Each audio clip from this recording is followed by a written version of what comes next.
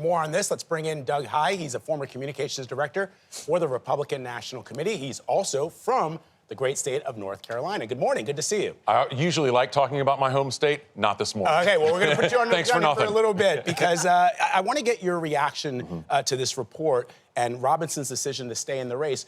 Were you surprised by this revelation? Okay, we heard the word shocking a few times in the lead up to this. Shocking, yes. Surprised? Absolutely not.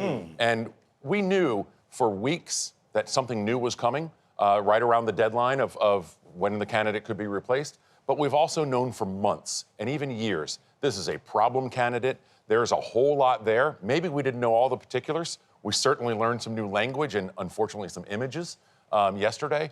But all of this was not just predictable, it was predicted. I wrote for CNN in March, this guy is a disaster. Republicans, you shouldn't do this. And the irony here is, for months I've been hearing from Republicans in the state, Trump supporters, that they were nervous that Mark Robinson could have an impact, a negative one, up a ballot.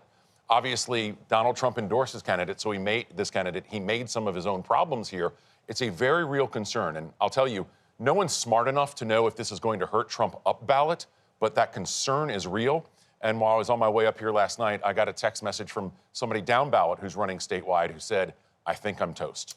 Yikes, okay. Wow, so you just broke down that this could have an impact on the president's race because in North Carolina, our CBS Battleground Tracker shows that former President Trump and Kamala Harris are tied right now. Neck and neck. But you do believe that this could be crucial. Absolutely. This state has been in play for a long time.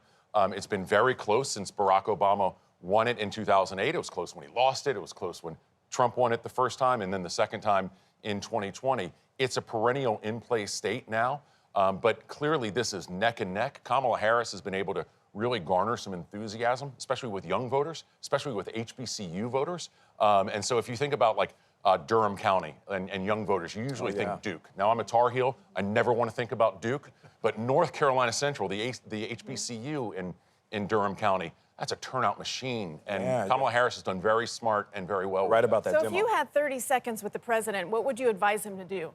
Well, one, I'd say you shouldn't have done this to begin with. Two, cut this guy loose. You have your own priorities, and we know Donald Trump is a selfish politician. Most politicians are. So he has to focus on his win. Mark Robinson only gets in the way.